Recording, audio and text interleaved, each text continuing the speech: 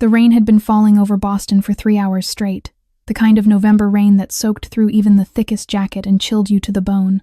Sarah Bennett stood by the back door of Malone's diner, watching the fat droplets hammer down into the dark alley, creating puddles that reflected the red neon glow of the diner's sign. The kitchen wall clock read 3 a.m., 8 hours since her shift had started. 8 hours of standing, 8 hours of serving, 8 hours of smiling at drunk customers and ignoring their crude comments. Frank Malone, the old owner with white hair and a face weathered like granite, wiped his hands on the stained towel hanging from his shoulder. "Go on home. Sarah," his voice was gravelly, rough from 40 years of cigarettes. "That's a double shift. You need rest." Sarah nodded wearily, pulling her worn canvas jacket from the hook near the door. The jacket was so thin it was nearly transparent at the elbows, but it was all she had. She glanced down at the 2 bulging black trash bags waiting by the back door, 30 feet from the door to the dumpsters, 30 feet in the pouring rain. She'd survived worse. The kitchen's fluorescent lights flickered as Sarah pushed through the back door. The cold rain hit her face immediately, droplets sharp as needles cutting through her thin jacket. Her breath misted white in the late-night air. She hefted the trash bags heavier than she'd expected and stepped into the darkness of the narrow alley between Malone's diner and the abandoned textile factory next door. Boston at night had its own particular sound, the distant rush of traffic on the expressway, the wail of police sirens somewhere in the South End, the constant low rumble of a city that never truly slept. Sarah had lived here all her 28 years. She knew which streets to avoid, which shortcuts were safe, how to keep her head down and her keys between her fingers. She tossed the first bag into the dumpster, the metallic clang echoing off the brick walls. As she lifted the second bag, a sound made her freeze. Crying. Not just any crying, the desperate, hiccuping wail of an infant. Sarah's heart seized. She dropped the trash bag, its contents spilling forgotten at her feet. The sound came from behind the larger dumpster, deeper in the shadows where the alley dead-ended against a red brick wall. "Hello?" Her voice came out uncertain, swallowed by the rain. "Is someone there?" The crying intensified. Now clearly 2 different voices, 2 babies. Sarah's feet moved before her mind fully processed what was happening. She rounded the dumpster, her eyes struggling to adjust to the darkness.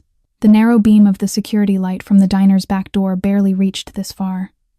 Then she saw them. 2 expensive infant car seats sat on the wet asphalt, sheltered partially by a fire escape above. The babies inside, they couldn't have been more than 10 months old, were crying, their small faces red and scrunched with distress. But it was the man beside them that made Sarah's breath catch in her throat. He was slumped against the brick wall, one hand gripping the handle of the nearest car seat with white-knuckled desperation. Even in the dim light, Sarah could see the dark stain spreading across his left shoulder, mixing with the rain that plastered his dark hair to his forehead. "Oh my God," Sarah breathed, dropping to her knees beside him. The puddles soaked through her jeans instantly, but she barely noticed. Sir, can you hear me?" The man's eyes fluttered open, dark eyes, almost black in the shadows, filled with pain and something else, fear. Not for himself, Sarah realized, but for the crying infants beside him. "Please." His voice was barely above a whisper, heavily accented. "Italian, maybe. Please, don't. Hospital. They'll find. Kill my babies." His head lolled to the side, consciousness slipping away. Sarah's hands trembled as she pressed them against the man's shoulder, feeling the warm wetness seep between her fingers. 3 years of medical school before she'd dropped out had taught her enough to recognize what she was looking at. The wound was a through and through, the bullet having entered the front of his left shoulder and exited out the back. Good. In a way, no bullet to dig out. But the bleeding was serious, and his skin was cold, too cold, slick with rain and sweat. She could see the signs of shock setting in, rapid, shallow breathing, pale lips with a faint blue tinge. His pulse, when she found it at his neck, was fast and thready beneath her fingertips. This man needed a hospital, needed surgeons and blood transfusions and antibiotics pumped through an IV, needed everything she couldn't give him in a rain-soaked alley at 3 a.m. But his last words echoed in her mind. "They'll find. Kill my babies." Sarah pulled her hands back and stared at them. His blood covered her palms, dark and viscous, mixing with the rain that continued to fall. The metallic smell made her stomach turn, and suddenly, she wasn't in the alley anymore. She was 24 years old again, standing in the harsh fluorescent lighting of Boston Medical Center's emergency room. Her phone had rung at 2 a.m, her mother's voice broken and screaming. "Sarah, come now. Your father, the accident, please." Sarah had run, grabbed her coat, Didn't bother with shoes, just ran through the dorm halls and caught a cab she couldn't afford. But by the time she'd burst through those ER doors, her father was already gone. Dead on arrival, the doctor had said, clinical and detached. Massive internal bleeding from the car crash. They'd done everything they could. Her mother had survived the initial impact. Sarah had found her in a curtained bay, hooked up to machines that beeped and hissed, her face swollen and bruised beyond recognition. Sarah had grabbed her hand, the only part of her that looked familiar, and held on. "Mom, I'm here. I'm here." Her mother's eyes had fluttered open. "Sarah." The word came out wet, gurgling. "Your father? Don't talk, Mom. Save your strength. You're going to be okay." But they both knew that was a lie. Her mother had lasted 2 more days. 2 days of Sarah sitting beside her hospital bed, watching machines breathe for her, watching the life drain away bit by bit. And when the end came, her mother had squeezed Sarah's hand with the last of her strength and whispered, "Take care of Tommy." "I'm sorry." Then she was gone. 6 months. That's how long it had been between losing her father and losing her mother. 6 months of watching her parent die slowly from a broken heart and a body too damaged to recover. 6 months of Sarah holding hands and feeling utterly, completely helpless. The grief counselor had said it wasn't her fault, that there was nothing she could have done. But Sarah knew better. She'd been in medical school. For God's sake. She should have known more, done more, been more. Instead, she just sat there and watched them slip away. The rain hitting her face brought Sarah back to the present, back to the alley, back to the bleeding man and the crying babies. Not again. The thought came fierce and sudden, cutting through the paralysis of memory. Not this time. Sarah looked at the 2 car seats. The babies, the man had called them his babies, were still crying, their wails desperate and afraid. One had a pink pacifier clip on her onesie, the other wore blue. A girl and a boy, Sarah guessed. Twins, maybe, given their matching size and age. If she called 911 right now, what would happen? The ambulance would come. They'd rush the man to the hospital, maybe save his life. But the police would come too. They always did with gunshot wounds. They'd ask questions, investigate. And if this man was running from someone dangerous enough to shoot him, dangerous enough to make him beg her not to call for help, then these babies would end up in the system. Sarah knew that system, had lived it for the past 4 years, watching her 16-year-old brother Tommy bounce from foster home to foster home because she couldn't provide a stable enough environment to get custody. Tommy, who called her once a week with that carefully neutral voice that broke her heart. Tommy, who'd stopped asking when she'd come get him because the answer was always soon and soon never came. She'd seen what the system did, how it took children who'd already lost everything and shuffled them around like paperwork, how it broke them down, made them hard and angry and afraid to trust anyone. These babies were what, 10 months old? They didn't understand what was happening, didn't understand why their father was bleeding, why the world had suddenly become cold and wet and terrifying. All they knew was that they needed help. Sarah looked back at the man. His chest was still rising and falling, but barely. Minutes. That's all he might have left. This is insane, she thought. He could be anyone. A criminal, a murderer, someone who deserved whatever had happened to him. But those babies, they didn't deserve this. Didn't deserve to lose their father and end up alone in a system that would never love them the way family should. I can save them, Sarah realized. I can save him. Maybe, if she moved fast enough, if she got him somewhere dry and warm, if she could stop the bleeding, if the wound wasn't infected, if 100 other things went right that probably wouldn't. But she had to try. Sarah pressed her fingers to the man's neck again, feeling for his pulse. Still there, weak but steady. His breathing was shallow but regular. He was alive. For now. "Okay," Sarah whispered, more to herself than to him or the crying babies. "Okay, we move. Now." She pulled out her phone, screen cracked, battery at 15%, and turned on the flashlight. The narrow beam cut through the rain-heavy darkness, illuminating the alley around her. 3:15 in the morning. The streets were empty. No cars passing. No pedestrians. Even the diner's back door was closed. Frank probably already starting the closing checklist inside. Her Honda Civic was parked 30 feet away, at the mouth of the alley where it opened onto the side street. 30 feet that might as well be 30 miles with a 200-pound unconscious man and 2 babies to transport. She needed a plan. The babies first. They were lighter, easier to move. Get them secured in the car. Then come back for the man. It meant leaving him alone for a few minutes, but he was already unconscious. Another 2 minutes wouldn't make a difference. "You can do this, Sarah," she told herself. taking a deep breath that misted white in the cold air. "You have to do this." She stood, her knees protesting after kneeling on the wet concrete. The baby's cries seemed louder now, more desperate, or maybe she was just letting herself hear them fully for the first time. Sarah grabbed the first car seat, the one with the pink clip, the girl. She was heavier than Sarah expected, the carrier seat itself adding bulk and weight. 25 pounds, maybe more. Sarah's arms burned as she lifted, but adrenaline gave her strength she didn't know she had. "It's okay, sweetheart," Sarah murmured, though the baby couldn't possibly hear her over her own crying. "I've got you. You're safe now. I promise." She turned toward her car and started moving, each step careful on the slick pavement. The rain continued to fall, soaking through her jacket, plastering her hair to her face, but Sarah barely felt it. All her focus was on the precious cargo in her arms and the man who was counting on her not to let him die. Sarah's arms screamed in protest as she carried the car seat through the rain-slicked alley. The baby girl inside continued to wail, her tiny fists punching at the air, her face scrunched and red with distress. 25 pounds felt like 50 by the time Sarah reached her car, her breath coming in ragged gasps that misted white in the November cold. The Honda Civic sat under a broken streetlight, its faded blue paint barely visible in the darkness. Sarah had to set the car seat down on the wet pavement to wrench open the back door. The handle always stuck, required a specific angle and force she'd learned through 2 years of ownership. The door finally gave with a groan of protesting metal. Sarah lifted the car seat again and maneuvered it into the back seat. No base. She'd never needed one before. Never imagined she'd be strapping an infant into her car at 3 a.m. The seatbelt threaded through the carrier's slots awkwardly, and Sarah's cold-numbed fingers fumbled with the buckle. Once, twice, on the third try, it clicked into place. The baby's crying had softened slightly, maybe from the small shelter the car provided from the rain, maybe from exhaustion. Sarah brushed her wet fingers against the tiny forehead, feeling the warmth of living skin. "Shh, baby," she whispered. "I got you.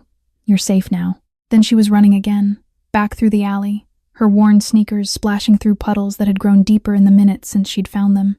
The second car seat waited where she'd left it, the baby boy inside crying just as desperately as his sister had been. Sarah grabbed the handle and lifted. Heavier, definitely heavier than the girl, maybe 27, 28 pounds. Her arms were already shaking from the first trip, muscles burning with lactic acid, but she pushed through. Back through the alley, back to the car, into the back seat next to his sister. Now both babies were crying in stereo, their wails bouncing off the car's interior and creating a cacophony that seemed impossibly loud in the quiet night. Sarah's heart hammered. What if someone heard?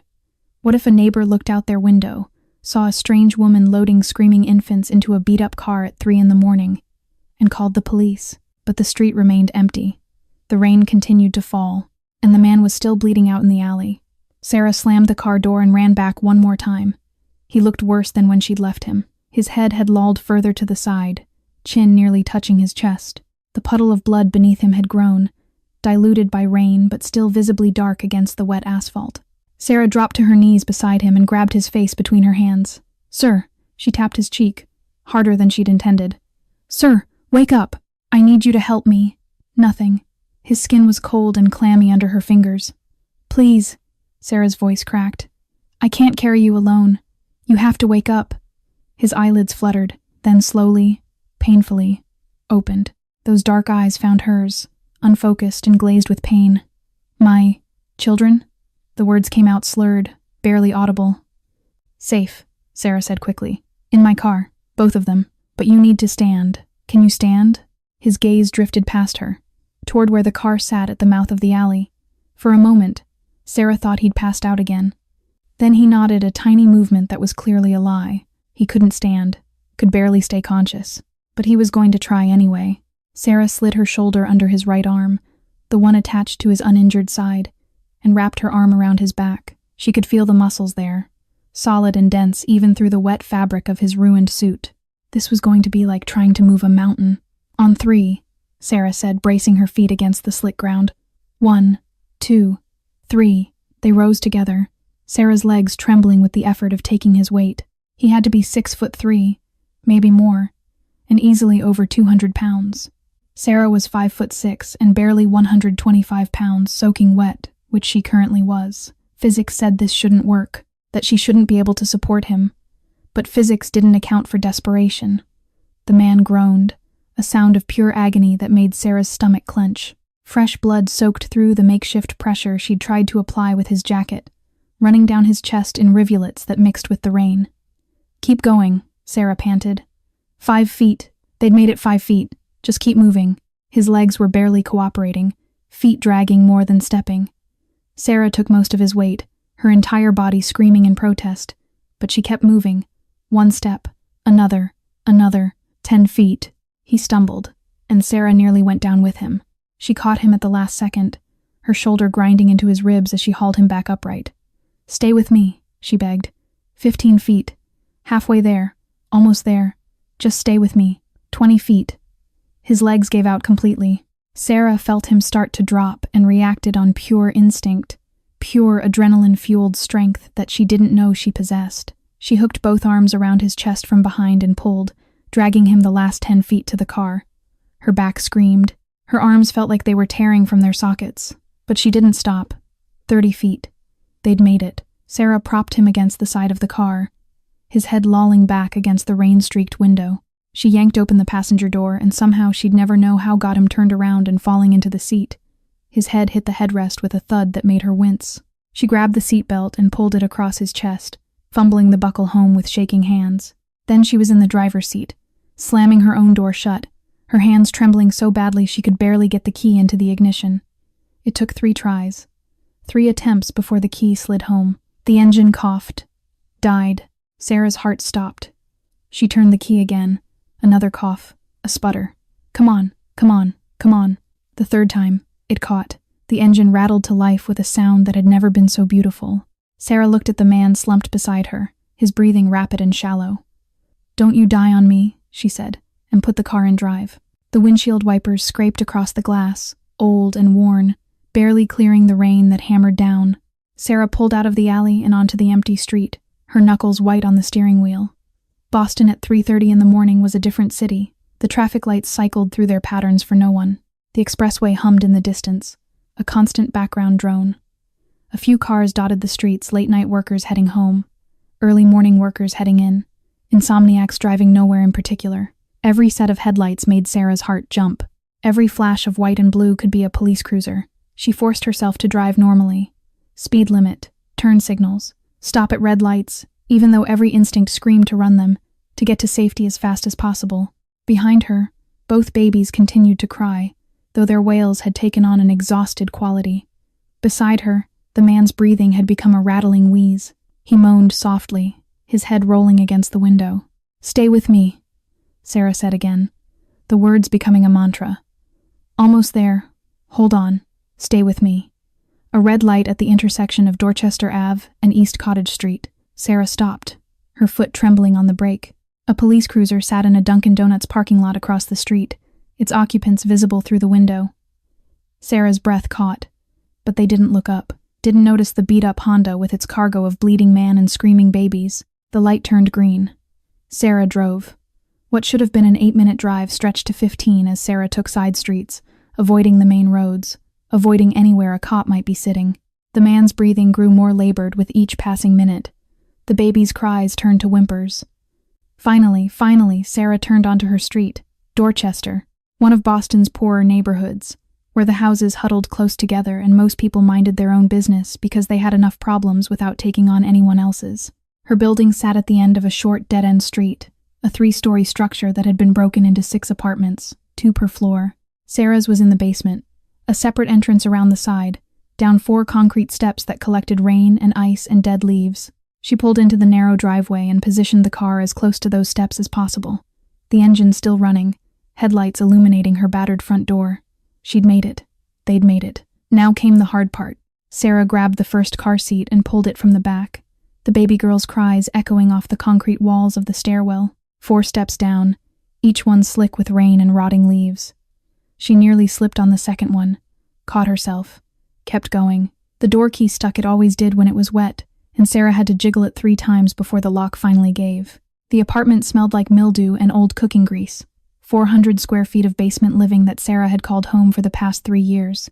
The door opened directly into a combination living room and kitchen, the spaces separated only by a counter with peeling laminate. Wallpaper hung in strips from the walls, revealing water-stained drywall underneath. A sagging couch sat against one wall, its brown fabric worn through to the stuffing in places. A wooden coffee table with a warped top. A television from the 90s that still had a VCR built in. Beyond the living area, a narrow hallway led to a tiny bedroom and a bathroom barely large enough to turn around in. The overhead light buzzed when Sarah flipped the switch, casting everything in a sickly yellow glow that made the space look even more depressing than usual. She set the first car seat on the floor, then ran back outside.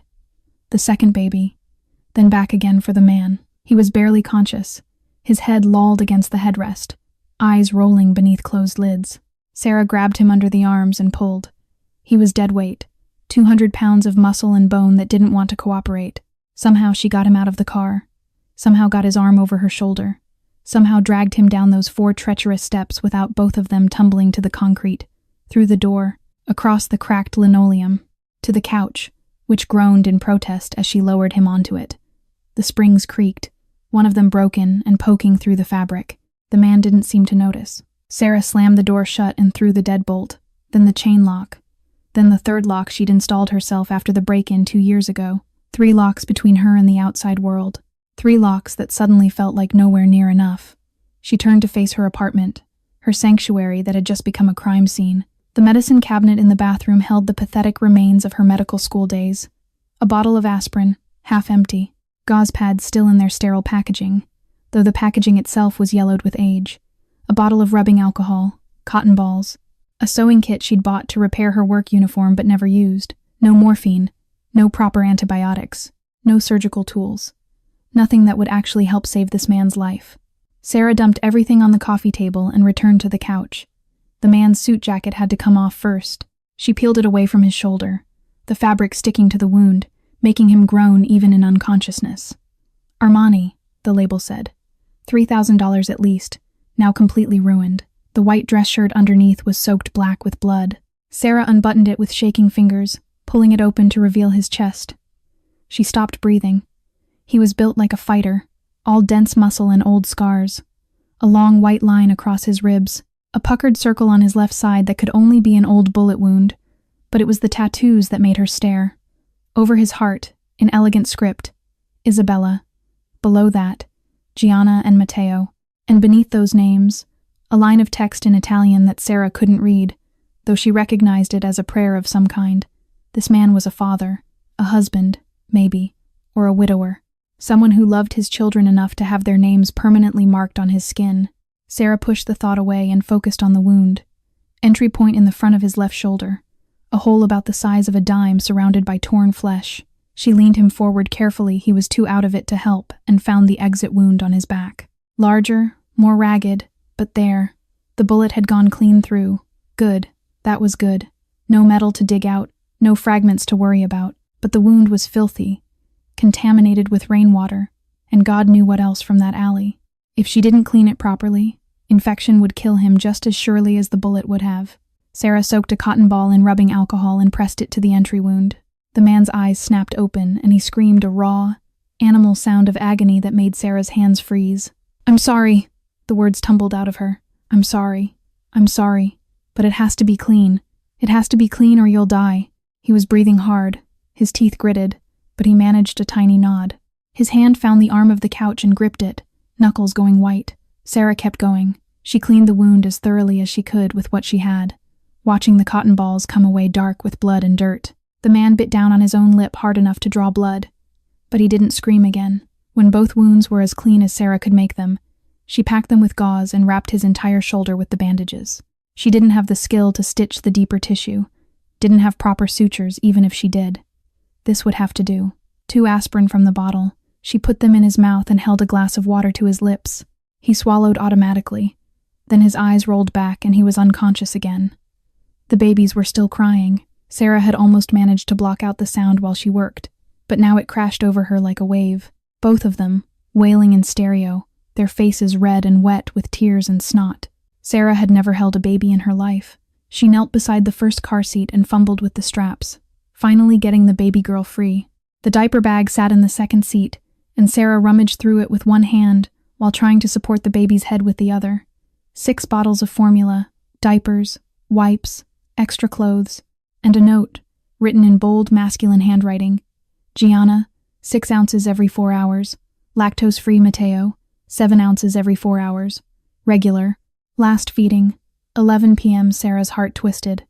This man had prepared to run, had packed everything his children would need, had written instructions in case something happened to him. He'd known he might not make it. Had known and tried anyway. The microwave was older than Sarah. Its white exterior yellowed to beige, but it still heated water. She warmed the first bottle, tested it on her wrist the way she'd seen mothers do in movies, and offered it to the baby girl Gianna. It was awkward. Sarah didn't know how to hold her, where to put her arm, how to angle the bottle. Gianna screamed louder, refusing the nipple, her tiny body rigid with distress. "Please," Sarah begged. "Please. I'm trying. I don't know what I'm doing, but I'm trying." She adjusted her grip, tilted the bottle differently. Gianna's mouth found the nipple, and suddenly, blessedly, she latched on. The crying stopped. The apartment filled with the sound of tiny sucking, of swallowing. Sarah looked down at the baby in her arms and felt something crack open in her chest. When Gianna had finished, Sarah moved to the boy Mateo. He was heavier, more aggressive in the way he grabbed for the bottle. He drank faster than his sister, draining the full 7 ounces in what felt like seconds. Then came the diapers. Sarah pulled up a YouTube video on her phone. The screen cracked and flickering, and followed along step by step. It took 3 tries with Gianna and 2 with Mateo, but she got it done. Finally, she lowered both babies back into their car seats. Their eyes were already drooping, tiny fists uncurling as sleep claimed them. The apartment fell silent, except for the man's labored breathing and the hum of the refrigerator. Sarah sat on the floor, her back against the wall, and looked at what she'd done. The man, still nameless, still a stranger, lay unconscious on her couch, his shoulder wrapped in bandages that were already seeping red. The 2 babies slept in their car seats, vulnerable and trusting. Sarah looked down at her hands. Blood had dried brown under her fingernails, in the creases of her palms, his blood. She'd touched a bleeding stranger, had brought him into her home, had committed herself to keeping him alive. What have I done? The thought came quiet and devastating. She'd harbored a fugitive. Someone had shot this man, and instead of calling the police, instead of doing the legal thing, the right thing, she'd hidden him. She could go to jail for this. Years in prison for obstruction of justice, for aiding and abetting, for a dozen other charges she couldn't even name. Through the narrow basement window, the sky was beginning to lighten from black to gray. 5:30 in the morning. In an hour, her neighbors would start waking up. Cars would drive past. The world would come back to life, and Sarah would still be sitting here, in her 400-square-foot basement apartment, with a dying man on her couch and 2 babies who depended on her to keep them safe. There was no going back now. Whatever she'd started when she'd made the decision not to call 911, she was committed to seeing it through, even if it destroyed her. Sarah woke to sunlight filtering through the basement window and pain radiating through every muscle in her body. She'd fallen asleep on the floor, her back against the wall, her neck bent at an angle that had left it stiff and aching. For one blissful moment, she didn't remember. Then it all came crashing back. She pushed herself upright with a groan, her spine protesting, and reached for her phone. 7 in the morning. She'd been asleep for maybe an hour, her body finally giving out after running on pure adrenaline. The screen lit up with notifications that made her stomach drop. 3 missed calls from Frank, 5 text messages from different numbers, all bill collectors, all increasingly threatening. An email from Mrs. Chen with the subject line in all caps, "Final notice." Sarah opened it with shaking hands. "Miss Bennett, this is your final warning. Rent payment of $2,400 is now 2 months overdue. You have 7 days to pay in full, or I will begin eviction proceedings. No exceptions. 7 days." Sarah had 7 days to come up with $2,400 she didn't have. Another notification, a voicemail from the foster care agency. Sarah's heart clenched. "Tommy," she pressed play. "Miss Bennett, this is Joyce Whitmore from Child Services. We need to discuss Thomas's upcoming placement review. Please call back at your earliest convenience." The message ended. Sarah stared at the phone, anxiety crawling up her throat. Placement review meant they were evaluating whether Tommy could stay with his current foster family or needed to be moved. Again, for the 3rd time in 4 years. One more notification made her want to throw the phone against the wall. "Bank alert. Your account balance is $12. Overdraft fee of $35 pending. New balance, -$23. $12. That's what Sarah had left in the world. $12. and in a few hours, it would be -23. The panic started small, a tightness in her chest, a flutter in her stomach. Then it grew. Her breath came shorter. The walls felt closer. How was she supposed to survive? How was she supposed to pay rent, save Tommy, keep herself fed, and now keep a bleeding stranger and 2 babies alive? You can't, a voice in her head whispered. You're going to lose everything. Sarah pressed her palms against her eyes and forced herself to breathe. In, out, in, out. The panic attack passed slowly, leaving her shaky and exhausted. She needed to check on the man. He was exactly where she'd left him, sprawled on the couch, his bandaged shoulder rising and falling with each breath. Sarah touched his forehead and felt heat beneath her fingers. Fever. Not high, maybe 100.5, but enough to confirm what she'd feared. Infection was setting in. She peeled back the bandages. The gauze was soaked through with blood and something else, something yellowish that made her stomach turn. The wound edges were red and swollen, angrier than they'd been a few hours ago. He needed antibiotics, real ones, prescribed by a real doctor. Sarah checked his pulse at his neck, weak but steady, still alive, still fighting. From the car seats on the floor came the first whimpers of waking babies. Her phone rang. Frank. 4th call. Sarah's finger hovered over the decline button, then moved to accept. Hello? Her voice came out rough, scratchy from lack of sleep. Sarah! Frank's gravelly voice was sharp with worry. Where the hell were you last night? You didn't come home. I called 3 times. Sarah's mind scrambled for a lie. I got sick. Food poisoning, I think. Hit me really sudden on the drive home. You sound terrible. Frank's tone softened slightly. You need me to come over? Bring you some soup? No! The word came out too fast, too panicked. Sarah forced herself to moderate. No, Frank, I'm okay. I just need to rest. Sleep it off. How many days you need? Angie can cover your shifts. Sarah thought about the man on her couch, the babies who would need constant care. 2 or 3 days, if that's okay? Frank sighed. Take what you need, kid, but go see a doctor, you hear me? And eat something. You can't get better on an empty stomach. The irony twisted like a knife. Sarah couldn't afford to see a doctor for herself. Hadn't been to one in 2 years because her health insurance had lapsed, and the clinic wanted $75 just for a basic appointment. But here she was, playing doctor to a complete stranger. Thanks, Frank. I will. She hung up before he could say anything else and let the phone drop to the floor beside her. Then she put her face in her hands and fought the urge to cry. The baby's whimpers had turned to full cries. Work to do. Sarah pushed herself up and went to them. Gianna, first 6 ounces of lactose-free formula, warmed in the ancient microwave. The baby girl settled into Sarah's arms more easily this time, her big brown eyes watching Sarah's face as she drank. Content. Trusting. Then Mateo, 7 ounces of regular formula. He was fussier, squirming and fussing even as he ate. But Sarah was getting better at reading his cues. When he finally settled, she held him close and breathed in that particular smell. All babies seemed to have milk and powder, and something indefinably sweet. When both babies were fed and changed, Sarah returned to the man on the couch. She needed to change his bandages, check the wound again. What she found made her blood run cold. The redness had spread. The swelling was worse. And when she touched the skin around the wound, it was hot, too hot. Infection. Definitely infection. He needed antibiotics, and he needed them now. But Sarah didn't have a prescription, didn't have a doctor who would write one, didn't have money to pay for one even if she did. She pulled out her phone and typed into Google, antibiotics without prescription. The results were a mix of sketchy overseas pharmacies and articles about the dangers of self-medicating. Sarah kept scrolling until she found something that made her pause. Fish antibiotics. She clicked the link.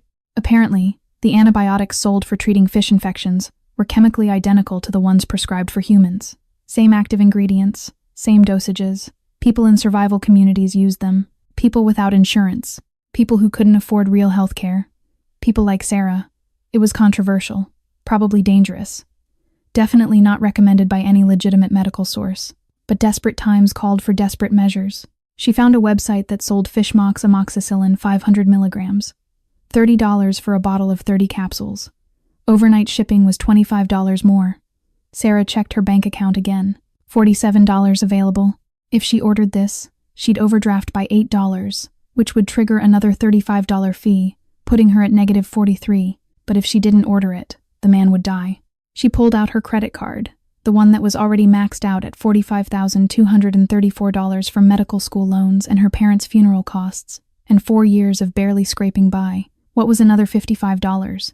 The number would become $45,289, but the man would have a chance. Sarah entered her card information and clicked purchase. The confirmation email arrived instantly. Delivery tomorrow by noon. She closed her eyes and prayed it would be soon enough. The rest of the morning passed in a blur of baby care. Gianna was the easier of the two, quieter, more observant. She would lie in her car seat and watch Sarah move around the apartment with those big brown eyes that looked so much like her father's. When Sarah talked to her, Gianna would smile, just a little upturn of her lips.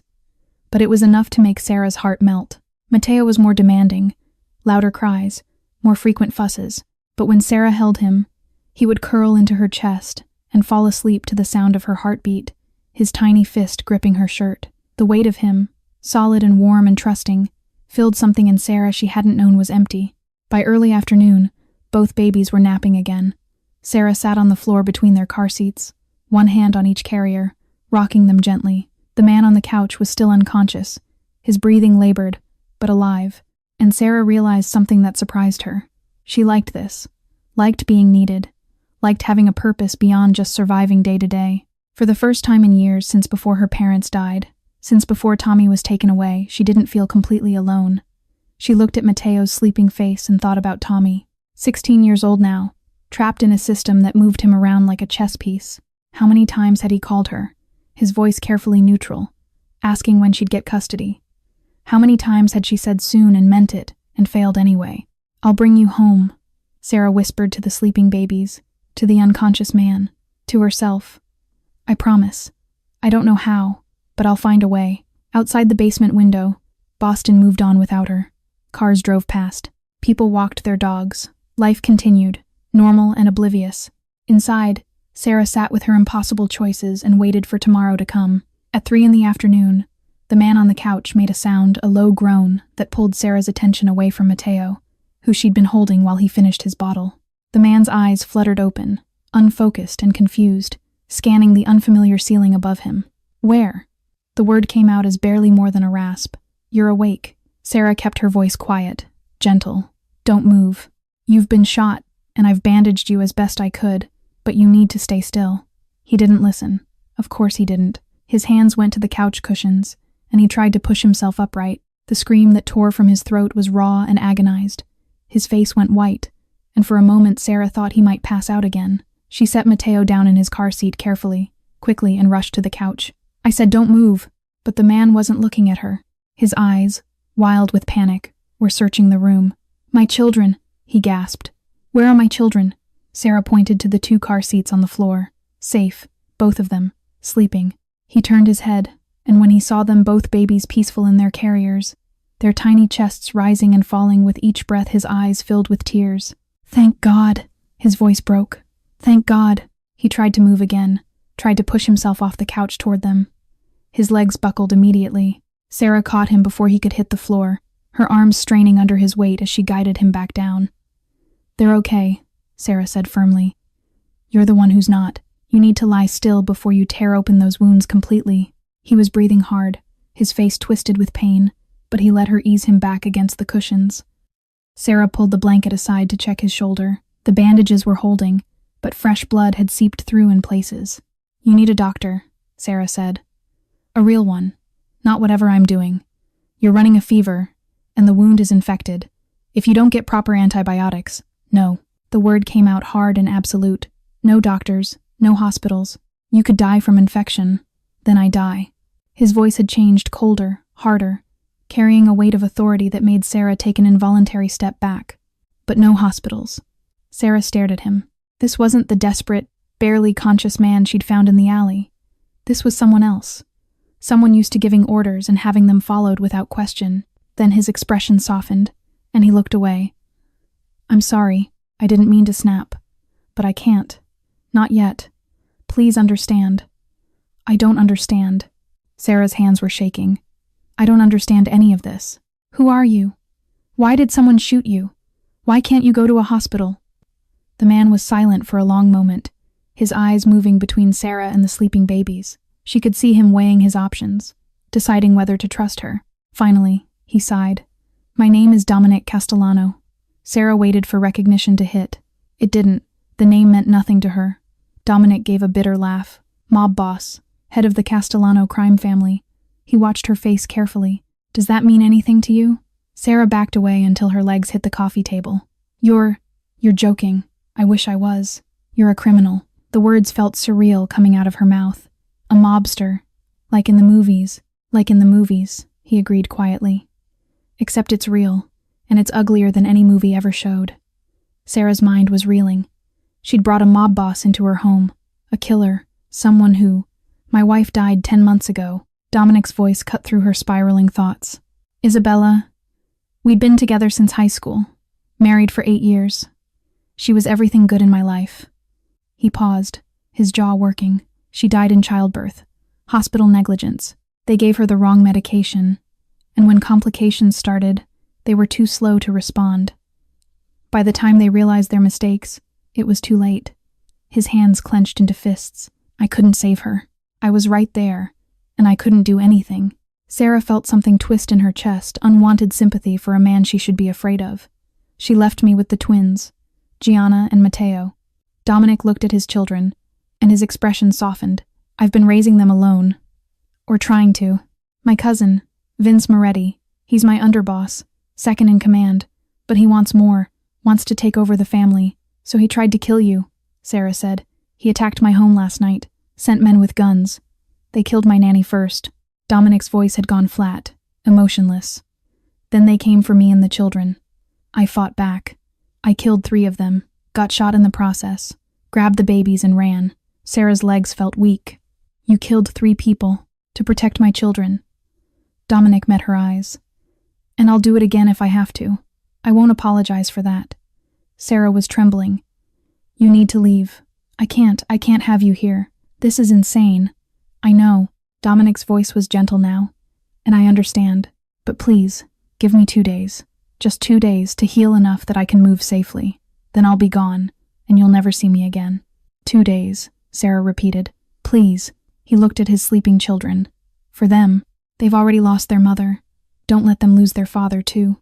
Sarah fled to the bathroom and locked the door behind her. She turned on the faucet and gripped the edges of the sink, staring at her reflection in the cracked mirror. He's a criminal, she whispered to herself. He killed people. 3 people. But her mind supplied the rest. To protect his babies. It's not the same, Sarah argued with her reflection. Isn't it?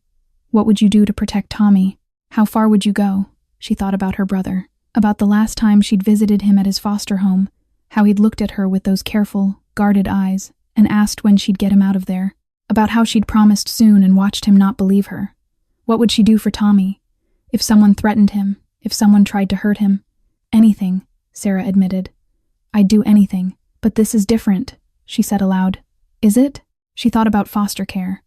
About what it had done to Tommy over 4 years, the anger, the walls he'd built, the way he flinched away from affection. About what it would do to 2 10-month-old babies if their father died and they ended up in the system. 2 days. That's what Dominic had asked for. 2 days. And then he'd be gone. Sarah looked at herself in the mirror and made a decision. 2 days, she said firmly. That's it. Then he's gone. And this nightmare is over. But even as she said it, some part of her knew she was lying to herself. By 11 that night, both babies were asleep again. Sarah stood in her cramped kitchen, adding hot water to a cup of instant ramen, the only food left in her apartment. The sodium-heavy broth would have to sustain her. She'd already given the last of her actual food to Dominic, 2 slices of bread and a bruised apple. He was watching her from the couch, propped up on pillows, his injured shoulder carefully immobilized. The fever had broken slightly down to 100 degrees, but his face was still too pale, his movements too careful. You live here alone? He asked. Yes. His eyes moved around the cramped space, the peeling wallpaper, the water stains on the ceiling, the furniture that looked salvaged from a curb. It's small. Sarah bristled. It's what I can afford. The words came out defensive, sharp. I didn't mean. Dominic stopped himself. I'm sorry. That came out wrong. I know what you meant. Sarah stirred her ramen, not looking at him. You're used to better. Penthouses and mansions and whatever else mob bosses have. Silence settled between them, broken only by the sound of Sarah's spoon against the ceramic mug. Thank you, Dominic said quietly. For saving us, for taking the risk. You could have called the police, but you didn't. Sarah finally looked at him. Don't thank me yet. You might still die of infection before those antibiotics get here tomorrow. Even so, you tried. That's more than most people would do. Sarah carried her ramen to the floor, sitting with her back against the wall where she could see both the babies and Dominic. She took a sip and immediately regretted it. The broth was scalding hot and tasted like salt and chemicals. Why didn't you call? Dominic asked. The police, I mean. Why didn't you? Sarah thought about her answer for a long moment. Because of them, she finally said, nodding toward the car seats. Because I know what happens to kids in the system. My brother. She stopped, unsure how much to share. But Dominic just waited, patient, his dark eyes understanding in a way that made Sarah's throat tight. My brother's been in foster care for 4 years, she continued. Since our mom died. I can't get custody because I don't have enough money, don't have a stable enough home, and every day he's in there, I watch him get harder. More closed off. More broken. She met Dominic's eyes. I couldn't do that to your kids. Couldn't let them end up there. I'm sorry, Dominic said softly. About your family. Sarah shrugged, even though the gesture felt hollow. Life happens. That doesn't make it hurt less. No, it didn't. They sat in silence, two strangers bound together by circumstances neither had chosen, while the babies slept and the night deepened around them. Sarah woke at 6 a.m. after a night that could barely be called sleep. The babies had cried 3 times, once at midnight, again at 2, and finally at 4:30. Each time, Sarah had dragged herself from the floor where she'd been dozing and tended to them in the dark, warming bottles by the dim glow of the microwave, changing diapers by muscle memory. The antibiotics had arrived yesterday evening, fishmocks in a plain package that Sarah had signed for with shaking hands. She'd given Dominic the first dose immediately, 500 milligrams with water, then another at bedtime. Now, as morning light filtered through the basement window, she could see the difference. His fever had broken completely. When Sarah changed his bandages, the wound looked better, still angry and red, but the swelling had decreased, and the discharge had lessened. The antibiotics were working. Dominic was more alert too. He could sit up now without screaming, though his face still went pale with the effort.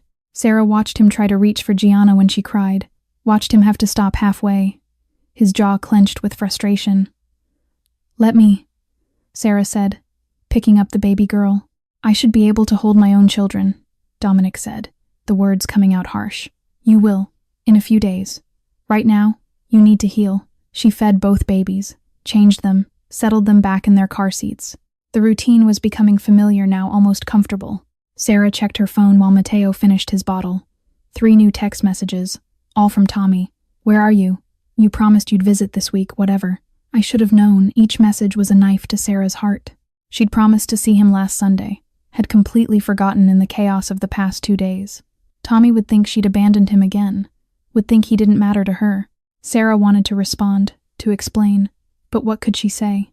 Sorry, I'm hiding a mob boss and his twin babies in my apartment. I'll visit next week. She set the phone down without replying, one more failure to add to the list. At 10 a.m, someone pounded on the door. Knock, knock, knock. Sarah froze. Dominic's eyes snapped to hers from across the room. Sarah, a woman's voice, sharp with anger. Open this door, Mrs. Chen. Sarah's landlord. Who is that? Dominic whispered. My landlord, Sarah breathed back. She's here about the rent. Knock, knock, knock. Louder this time. I know you're in there. You owe me money.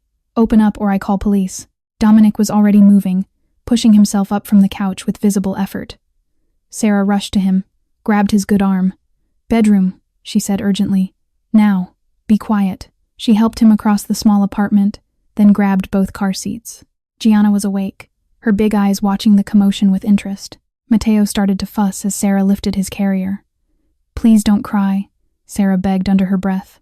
Please be quiet. She got Dominic into the bedroom and thrust both babies at him. Keep them quiet. Whatever you have to do. She closed the door just as Mrs. Chen's knocking became pounding. Sarah took 3 seconds to smooth her hair, to wipe the panic from her face. Then she opened the door. Mrs. Chen stood there, all 5 feet of her vibrating with fury. 73 years old with iron gray hair pulled into a tight bun and eyes that missed nothing. She pushed past Sarah before Sarah could say a word. Finally, what you doing in here? Why you not answer? I was sleeping, Mrs. Chen. I've been sick, You look terrible."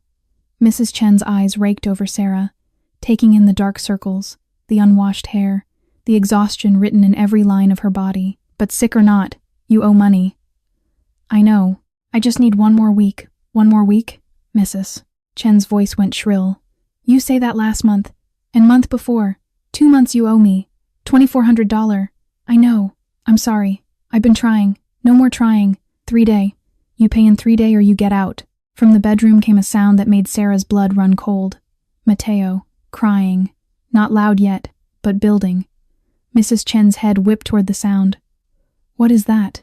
"Nothing," Sarah said quickly. "Just the TV." But Mateo's cry was getting louder, and now Gianna had joined in. 2 babies, wailing in harmony. Mrs. Chen's eyes narrowed. "That not TV.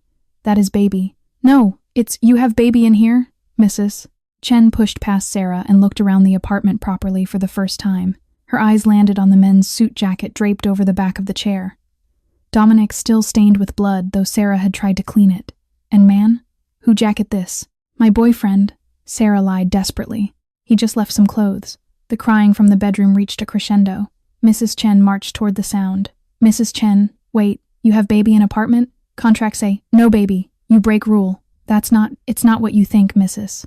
Chen shoved the bedroom door open and stopped dead. Dominic stood in the center of the small bedroom, 1 baby in each arm despite the obvious pain it caused him. His shirt was unbuttoned, revealing the bandages wrapped around his shoulder and the tattoos across his chest. But it wasn't his injuries or his tattoos that made Mrs. Chen freeze. It was the look in his eyes, cold, dangerous, the look of a man who'd killed before and wouldn't hesitate to do it again. "What you need?" Dominic asked, his voice ice. Mrs. Chen took a step back. Who are you?" Wrong question. Dominic's voice didn't rise, but somehow it filled the room. Right question is, do you want to leave here on your own 2 feet? The threat was unmistakable. Mrs. Chen's face went pale. Sarah grabbed her arm. "Mrs. Chen, please, I can explain." But Dominic was already reaching into his pants pocket with his free hand awkwardly, while still holding both babies. He pulled out a wallet, thick with cash, and tossed it onto the bed. "How much does she owe you?" he asked, looking at Mrs. Chen. $2,400. Dominic jerked his chin at the wallet. "Count out 3 months. 7,200. Take it and leave." Mrs. Chen stared at the wallet like it might bite her. Then, with shaking hands, she picked it up and started counting. $100 bills, crisp and new. She counted 72 of them, her hands trembling more with each one. "Now leave," Dominic said, "and don't come back unless Sarah calls you. Understand?" "Yes," Mrs. Chen whispered. "Yes, I understand. Thank you. Thank you very much." She practically ran from the apartment. Sarah heard the door slam, heard Mrs. Chen's footsteps on the concrete stairs, fading into the morning. Sarah closed the bedroom door and leaned against it, her whole body shaking. "Oh my God. Oh my God." Dominic set the babies down carefully in their car seats, his face tight with pain from the effort. "She won't talk." "You threatened her." Sarah's voice came out higher than she intended. "You threatened a 73-year-old woman. She threatened you first." Dominic shrugged, though the motion made him wince. "Said she'd call the police. That would have been bad for both of us." "And the money? $7,000? Sarah stared at him. "Who carries that much cash?" "I do. Always have." He lowered himself onto the edge of the bed, breathing hard. Habit from the business. Cash can't be traced. Sarah walked to the living room and stared at the stack of $100 bills Mrs. Chen had left on the table, her change from the $7,200, $600, just sitting there. More money than Sarah had seen in months. "Now she knows you're here," Sarah said, turning back to face Dominic. "She saw you, saw the babies, and she's terrified." Dominic's voice was matter of fact. "People don't talk about things that scare them. They don't ask questions. They take their money and they forget. You sound very sure of that." "I am. I've been doing this a long time, Sarah. I know how people work." Sarah wanted to argue, wanted to tell him he was wrong, that Mrs. Chen would call the police the minute she got home. But looking at Dominic, at the casual confidence in his posture, the absolute certainty in his voice, Sarah realized something. This was his world, threats and money, and making people too afraid to talk. He'd lived in it for years, maybe decades. Of course he knew how it worked, and Sarah had just gotten pulled deeper into it. Dominic stood slowly and made his way back to the couch. "I'm sorry.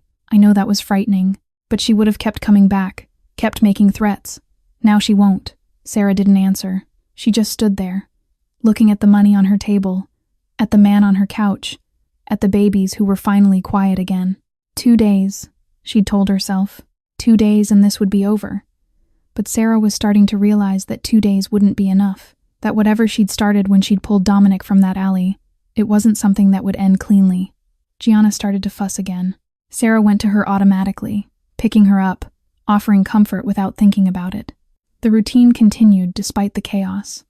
Because the babies still needed to be fed, Dominic still needed his antibiotics, and Sarah still needed to pretend, at least to herself, that she had any control over what happened next. Sarah jolted awake at 2 a.m. to the sound of Gianna crying. She pushed herself up from the floor where she'd been sleeping, every muscle protesting, and went to the car seat. The baby's face was scrunched and red, her tiny fists punching at the air. "Shh, I've got you," Sarah murmured, reaching for a bottle. That's when she heard it. Car doors, 2 of them, closing with soft, deliberate clicks that were somehow more ominous than slams would have been. Sarah's hand froze on the bottle. Car doors at 2 a.m. on her quiet, dead-end street. She moved to the basement window, the one that sat at street level, and peered out through the gap in the curtains. A black SUV sat at the curb, its engine still running, exhaust visible in the cold November air. As Sarah watched, 2 men got out. Both wore dark suits. Both had the unmistakable bulge of weapons under their jackets. They moved with purpose, scanning the street, then turning toward her building. Sarah's heart stopped beating. She ran to the couch where Dominic was sleeping. "Dominic!" She shook his good shoulder hard. Wake up now." His eyes snapped open instantly, already alert. "What?" "Men with guns. Outside. 2 of them." Dominic was on his feet before she finished the sentence, moving fast despite the pain that flashed across his face. He went to the window and looked out, his jaw tightening. "How many?" "2. I said 2. Shit." Dominic's hand went to his shoulder, pressing against the bandages. "Vince's men. They found me. How?" "Doesn't matter." He was already moving, checking the locks on the door, then going to where his suit jacket hung on the chair. He reached into the inside pocket and pulled out a handgun, black, compact, lethal. Sarah's breath caught. She'd known abstractly that he was dangerous, that he'd killed people, but seeing the weapon in his hand made it real in a way nothing else had. Dominic checked the magazine. 12 rounds. Not enough, but it'll have to do. He looked at Sarah. "Do you have any weapons?" "A gun?" "No. I have a kitchen knife. That's it. Get it. And your phone." His voice had changed completely cold, tactical. The voice of someone who'd done this before. "If I tell you to, call 911. But you said fuck what I said before. Your safety matters more than mine." He positioned himself between the door and the rest of the apartment. "Get the babies. Take them into the bathroom. Lock the door. Get in the bathtub and stay there no matter what you hear. What about you? I'll handle it. You're injured. Your shoulder, I've fought worse than this."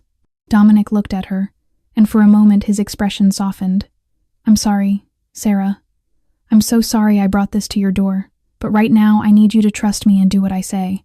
Go." Bang, bang, bang. The pounding on the door made them both jump. Gianna's crying intensified. Matteo woke up and joined her. Castellano, a voice from outside, heavily accented Russian. Sarah thought, "We know you in there. Come out. Now." Dominic hissed. Sarah grabbed both car seats, Gianna in her left hand, Matteo in her right. The weight made her arms scream, but adrenaline gave her strength. She ran for the bathroom, the babies screaming, and shoved through the door. "Shh, please be quiet," Sarah begged, setting them on the floor and locking the door with shaking hands. She grabbed both car seats and climbed into the bathtub, pulling them in with her. The porcelain was cold through her thin pajama pants. The babies were wailing now, their cries bouncing off the tile walls. From outside the bathroom came the sound of splintering wood. Crash. The door had been kicked in. "Where is he?" The Russian voice again. Inside her apartment now. "Right here, asshole." Dominic's voice, calm and cold. Bang! The gunshot was so loud Sarah screamed before she could stop herself. She clapped her hand over her mouth. Her other arm wrapped around both car seats, holding the babies as they shrieked in terror. More gunshots. 3, 4, 5 in rapid succession. The sound of furniture breaking, grunting, the meaty thud of fists hitting flesh. Another gunshot. A scream of pain, not Dominic's voice. Thud. Something heavy hitting the floor. More gunshots. Sarah counted them frantically. How many had there been? How many bullets did Dominic have left? Then silence. Sarah couldn't breathe. The silence was somehow worse than the noise had been. She strained to hear anything. Footsteps, voices, breathing. Was Dominic alive? Was he hurt? Was he footsteps? Coming toward the bathroom. The door handle rattled. "I know you in there." The Russian voice. "Not Dominic. Open door." Sarah pressed herself against the back of the bathtub, holding the baby so tight they screamed louder. Her heart was hammering so hard she thought it might break through her ribs. "Open door or I shoot through lock." Sarah closed her eyes. This was it. This was how she died in a bathtub, holding someone else's children, in her shitty basement apartment. Tommy would never know what happened to her. Would think she'd abandoned him one final time. Bang! Sarah flinched, waiting for the door to explode. But the shot came from farther away. From the living room, the man outside the bathroom screamed, "Thud!" Another body hitting the floor. "Sarah!" Dominic's voice, urgent. "It's me!" "Open the door." Sarah's hands were shaking so badly she could barely work the lock. It took 3 tries before it clicked open. She pushed the door wide. Dominic stood in the hallway, silhouetted against the light from the living room. He was covered in blood, his shirt soaked with it, his face splattered. His right hand held the gun, still raised. His left arm hung at his side, fresh blood soaking through the bandages on his shoulder. But he was alive. Behind him, Sarah could see into the living room. 2 bodies on the floor. One sprawled by the broken front door, one halfway to the bathroom, blood pooling beneath them, spreading across her floor, soaking into the cheap carpet. Dead. Both of them dead. Sarah's stomach heaved. She turned and vomited into the toilet, her whole body shaking. "Don't look at them," Dominic said, his voice gentle despite the carnage. "Look at me, Sarah. Just look at me." She forced herself to look up at him, at his face, not at the blood, at his eyes, dark and pained but alive. "Are you hurt?" she managed. Shoulder opened up again. "But I'm okay." He lowered the gun. "Are you? The babies? We're fine." Where Sarah looked down at Gianna and Matteo, both still crying but unhurt. "They're okay. Good." "That's good." Dominic swayed slightly, and Sarah saw how much blood he was losing. Too much. The bandages were completely soaked through. We need to leave." Dominic cut her off. "Right now. They'll send more." "Leave?" Sarah looked around her apartment, the only home she'd had for 3 years. "I can't just anywhere but here, Sarah. They know where I am now, which means they know about you." Dominic's voice was urgent. "In 30 minutes, maybe an hour, more will come, and they won't just be after me. They'll want to know who helped me, who saw them. They'll want to eliminate witnesses." The word hung in the air between them. Witnesses.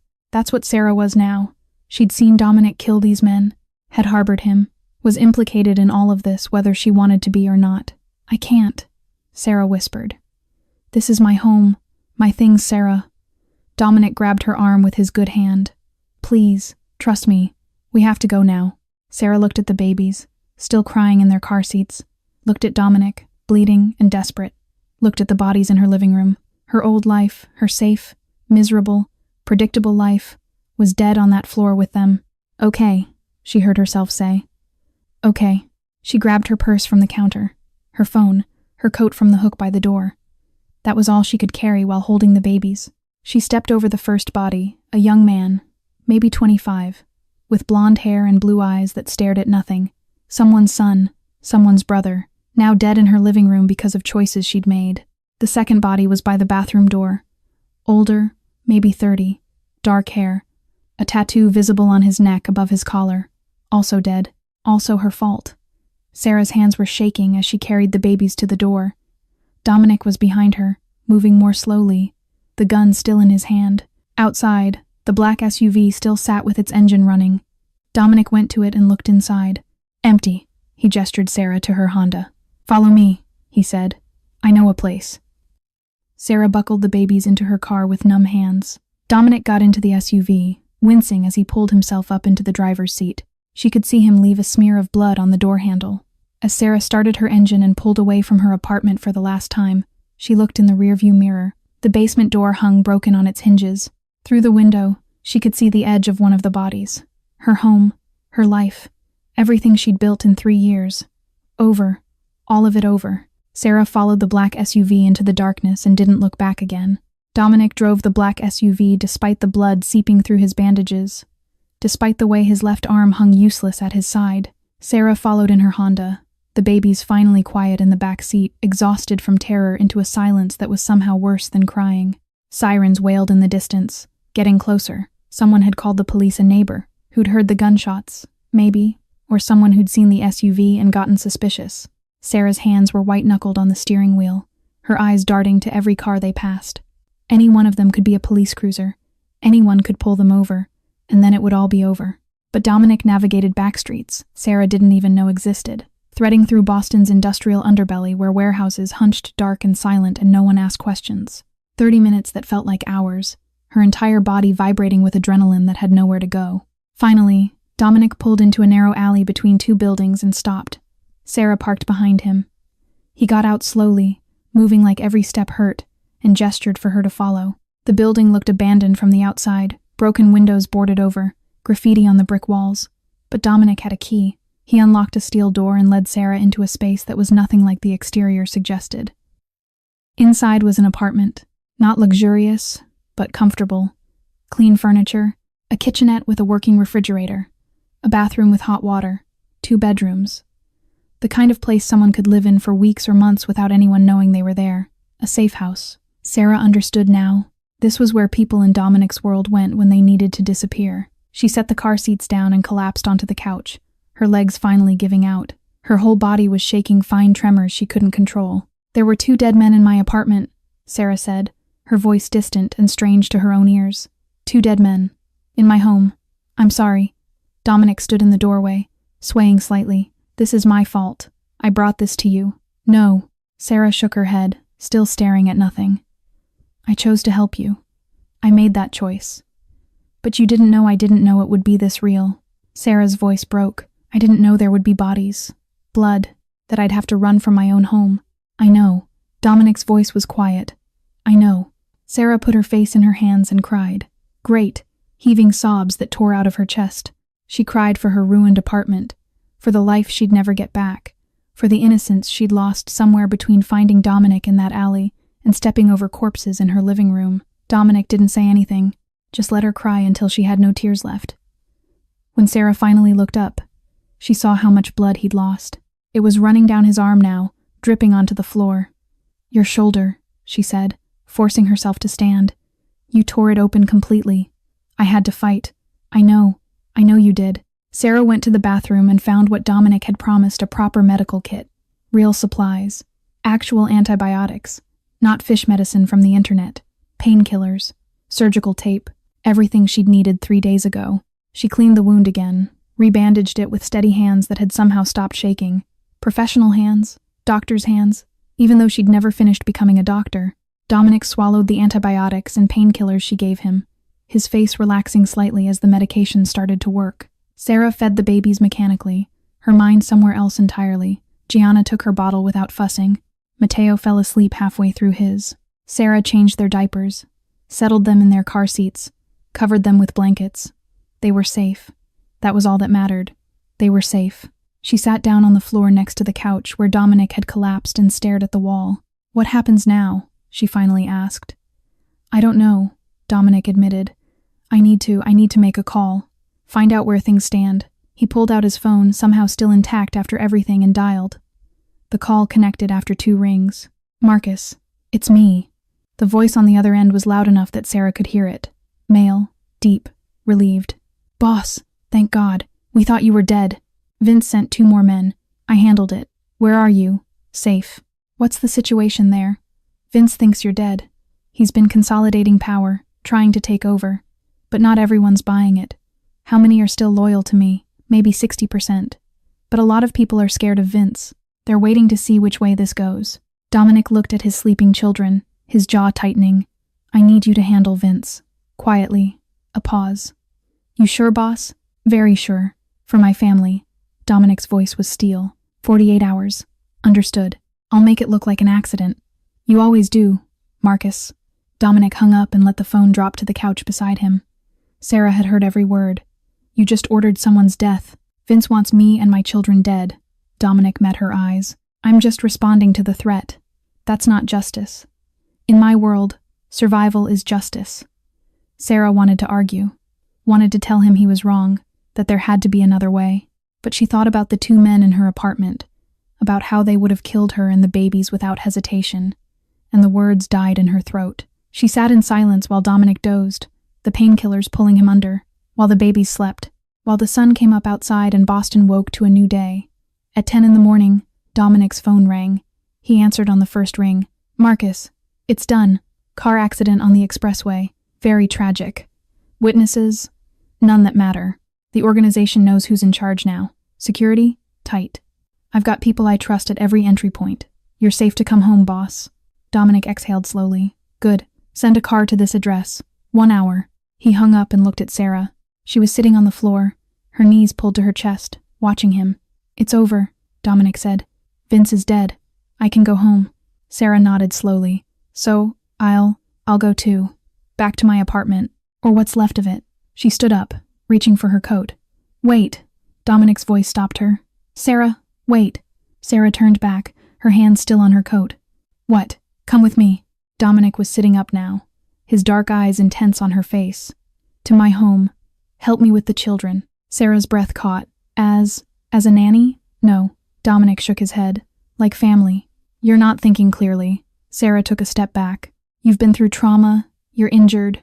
I'm thinking very clearly." Dominic's voice was firm. "These past 3 days, I've watched you with Gianna and Matteo." Gianna smiled for the first time since Isabella died. She smiled at you. "Matteo slept through the night for the first time in your arms. They need you, Sarah. I need you. I have Tommy." Sarah's voice shook. "I can't abandon my brother. He's been waiting for me for 4 years. Then bring him." Dominic leaned forward, wincing at the movement. "I have resources. Money. The best lawyers in Boston. I'll get you custody. However long it takes, whatever it costs." Sarah stared at him. "You'd do that?" "I'd do anything to make you stay." "This is insane," Sarah whispered. "We barely know each other. We're from completely different worlds. I know. You're a criminal. I'm a dropout waitress with more debt than I can ever pay. This doesn't make sense. I know that too. Then why?" Sarah's voice broke. "Why would you ask me this?" Dominic looked at his sleeping children, then back at Sarah. "Because these 3 days, with you and the twins, it's the first time since Isabella died that I've felt alive. Not just surviving, actually living." Sarah was silent for a long moment, her mind racing. She looked at Gianna and Matteo, peaceful in their car seats. Thought about her apartment, the one she could never go back to. Thought about her debts, her 3 jobs, her endless struggle just to keep her head above water. Thought about Tommy, alone in another foster home, waiting for a sister who could never seem to save him. Thought about the past 72 hours, the terror and the blood and the impossible choices, but also the feeling of Matteo falling asleep on her chest, Gianna's tiny smile, the sense of purpose she'd felt taking care of these babies.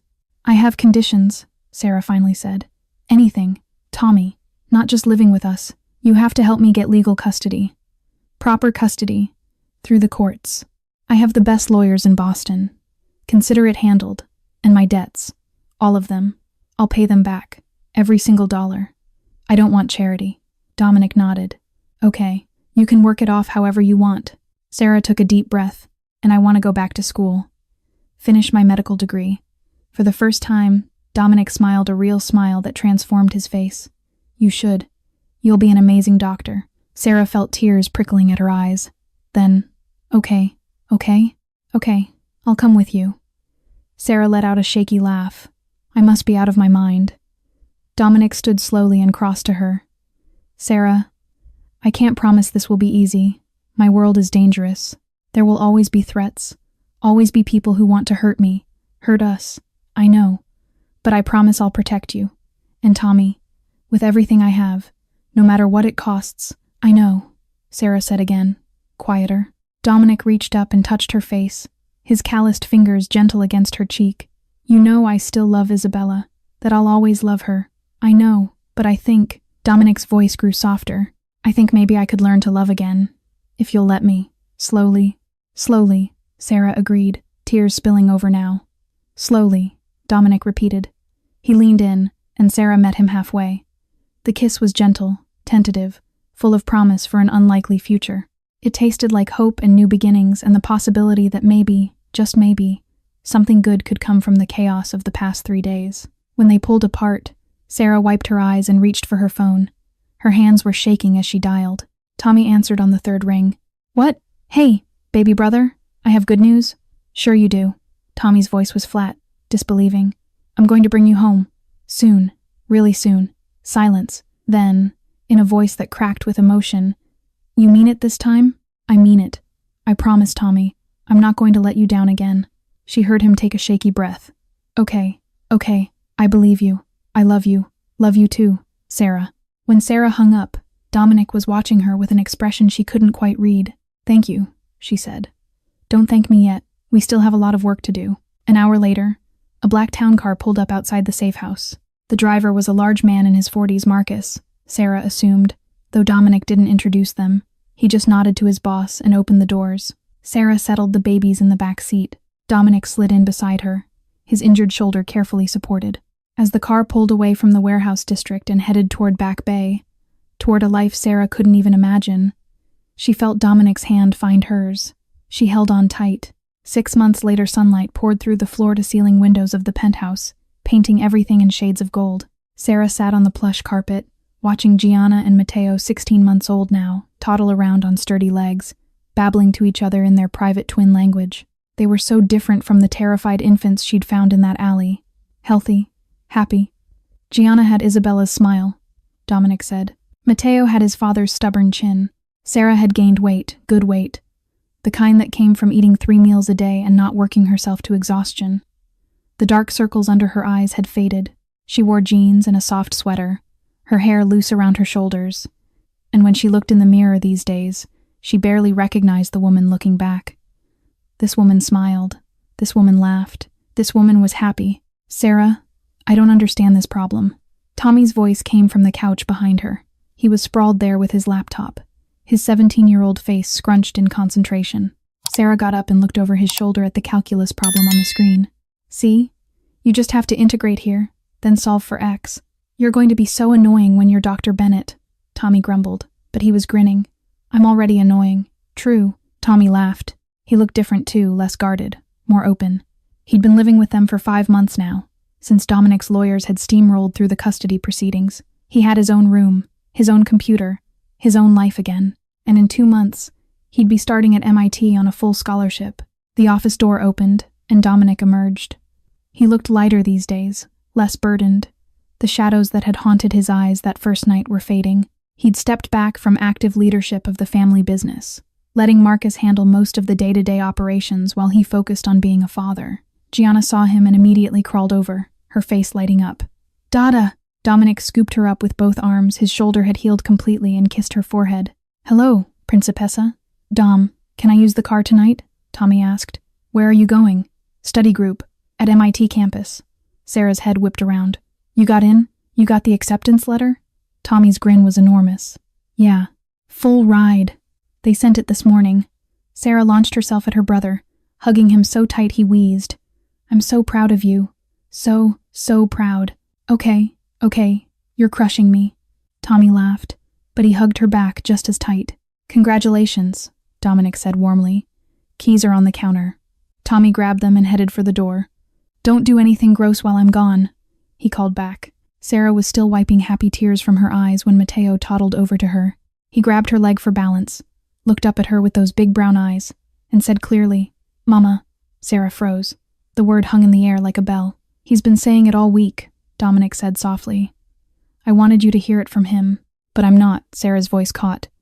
Dominic set Gianna down and came to Sarah, wrapping his good arm around her waist. "You are. To them. To me. Your family, Sarah. Your home." Sarah picked up Matteo, holding him close as tears streamed down her face. "Hi, baby boy. Hi, my sweet boy." Gianna crawled over and grabbed Sarah's leg. "Mama," she echoed her brother, and Sarah, who'd spent years feeling like she was failing everyone, feeling like she was never enough, finally felt whole. "Do you regret it?" Dominic asked quietly. "Choosing this life?" Sarah looked at him. "Every day." His face fell. "Oh, I regret not doing it sooner." Sarah finished, a smile breaking through her tears. Dominic laughed and pulled her close, careful of Matteo between them. "I love you, Sarah Bennett." It was the first time he'd said it.